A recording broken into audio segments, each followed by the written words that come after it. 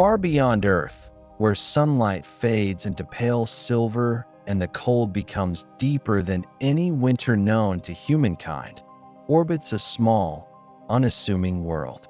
A moon no larger than Arizona, a whisper in the vastness around Saturn, a frozen bead of white drifting in an endless black sea.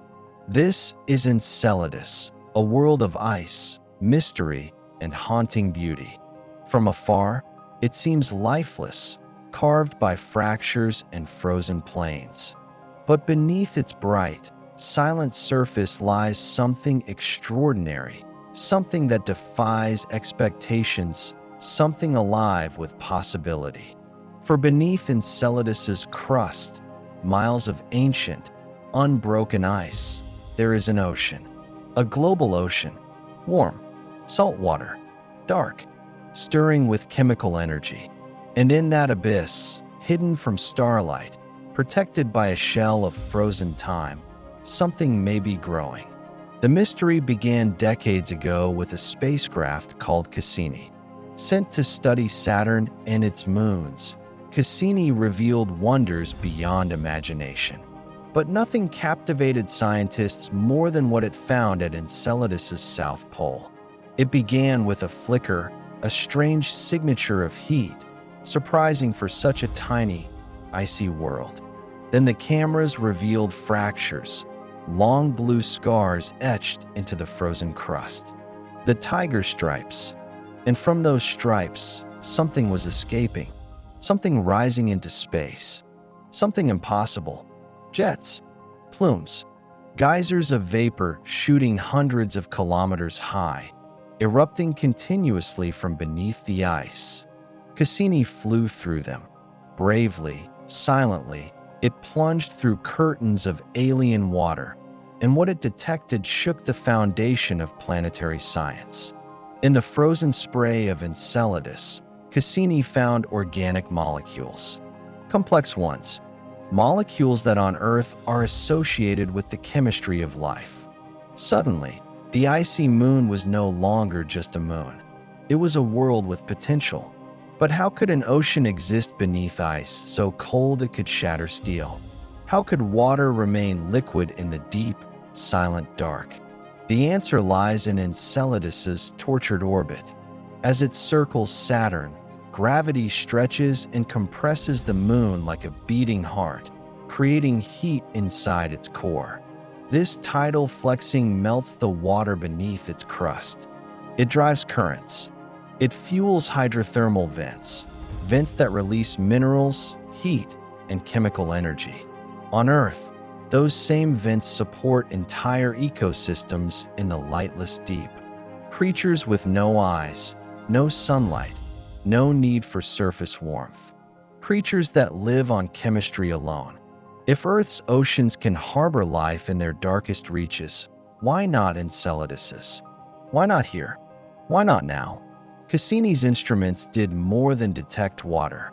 They detected hydrogen gas, a byproduct of water interacting with rock. They detected salts, proving the ocean was in contact with the moon's rocky core.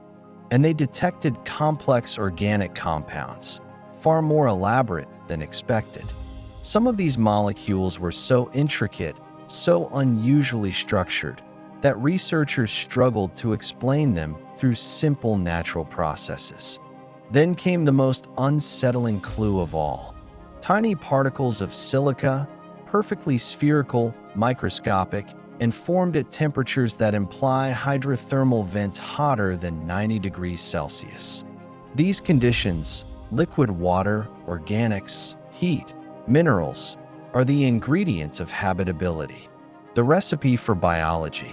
And in that moment, the scientific world realized something profound. Enceladus is not just habitable. It may be inhabited. The geysers do not erupt randomly. They pulse. They shift. They strengthen and weaken in rhythm with Enceladus's orbit, like breath escaping from a sleeping giant deep beneath the ice. Every time Cassini flew through these plumes, the chemical signatures changed slightly, sometimes richer in organics, sometimes warmer, sometimes containing mysterious compounds that remain unidentified. To some researchers, this variability suggests shifting hydrothermal activity. To others, it hints at something more disturbing, a dynamic ecosystem. Chemical signatures that rise and fall, patterns that cycle, signals that cannot be easily explained by geology alone. If Enceladus's ocean is alive, it may not be static. It may be evolving. Radar data, though limited, uncovered areas beneath the surface where the ice is unusually thin. Map caverns, structures that look like domes, chambers, or pockets, places where the crust flexes and heats, forming temporary habitats. Deep-sea analogs on Earth feature similar pockets. Microbial communities thrive within them. Life takes hold in these crevices, protected from open oceans.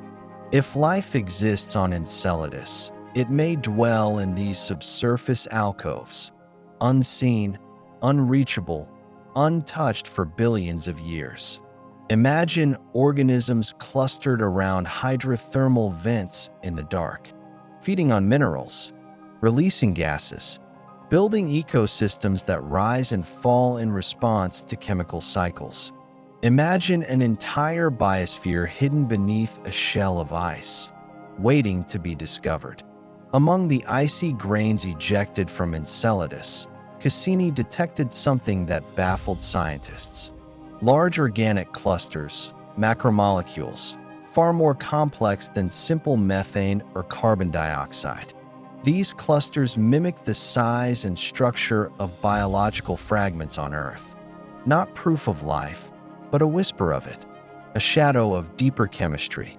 Even more unsettling were the irregular grains, particles containing compounds not easily formed through natural reactions, compounds whose formation would be far more efficient in the presence of living processes.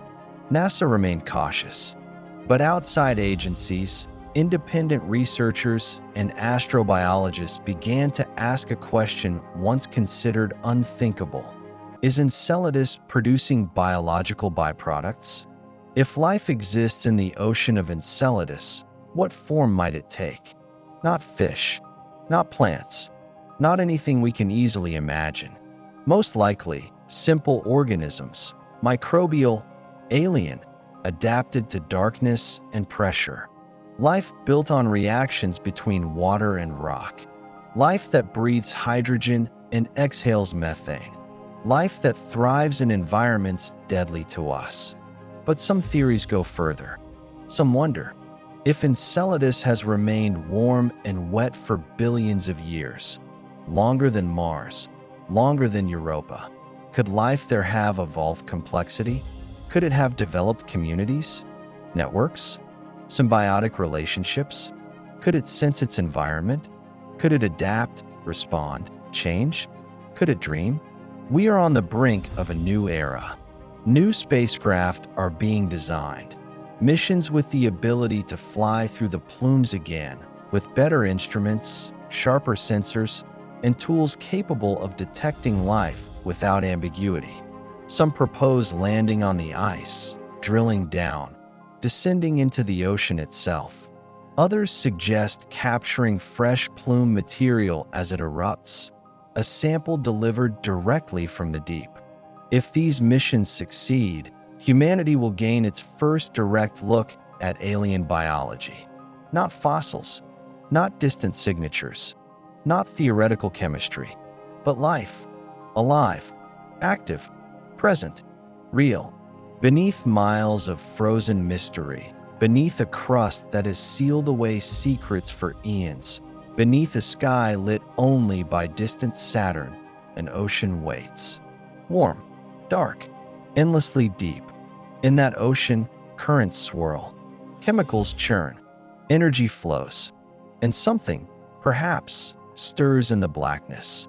Enceladus is not just a moon. It is a message, a promise, a reminder that life does not need sunlight, continents, or Earth-like conditions. It only needs opportunity. And on Enceladus, The opportunity is vast. The day we return, the day we sample its ocean with purpose and precision, the day we uncover its true nature, that day may become one of the most profound in human history. For in the silent depths of a distant moon, we may find that life is not rare, not fragile, not unique to Earth. We may find that life is everywhere, waiting, growing, thriving, hidden beneath ice, in shadows older than time. And when we finally unveil Enceladus's subsurface ocean life, humanity will never look at the universe the same way again.